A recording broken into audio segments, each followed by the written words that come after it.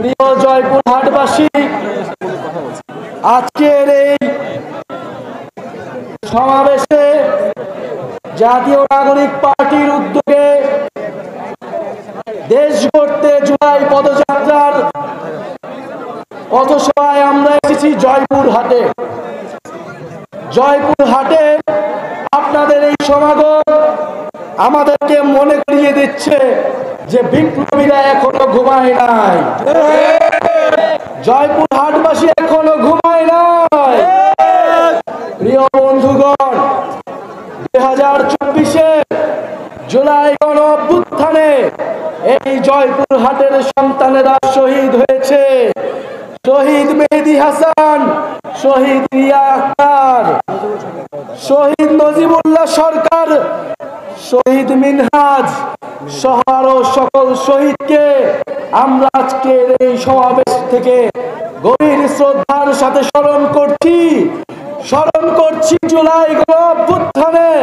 RFL auditor, বাঁকা হয় না, ফাঁকা হয় না, আর ভাঙা এক কথায় অসম্ভব।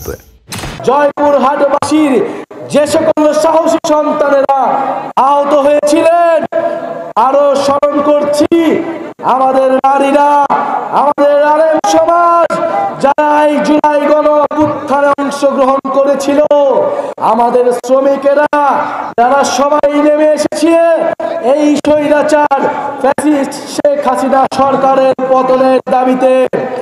প্রিয় বন্ধুগণ, 2024 সালে আমরা আন্দোলন করেছিলাম, গণ অভ্যুত্থান করেছিলাম শেখ হাসিনা সরকারের পতনের জন্য। আমাদের এবারের আন্দোলন, আমাদের এবারের কর্মসূচি নতুন দেশ গঠনের। কারণ আমরা বলেছিলাম শুধু শেখ হাসিনার পতন নয়, দেশের রাজনৈতিক ব্যবস্থার পরিবর্তন করতে হবে। শুধু ক্ষমতার পরিবর্তন নয়, শুধু দলের পরিবর্তন নয়, এই মাফিয়া দুর্নীতিবাদ সিস্টেমের পরিবর্তন করতে হবে।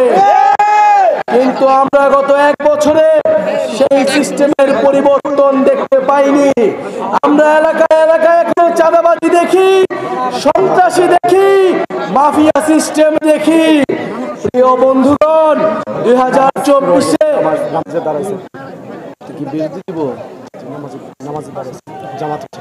নামাজের জন্য আমরা 2 মিনিট বিরতি দিচ্ছি।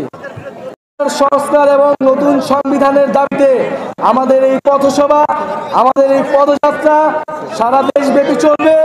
কারণ আমরা মনে করি এই মুহূর্তে দেশে দরকার বিচার আর সংস্কার। বিচার এবং সংস্কারের মধ্য দিয়েই আমাদেরকে গণতান্ত্রিক পরিবর্তনের দিকে যেতে হবে।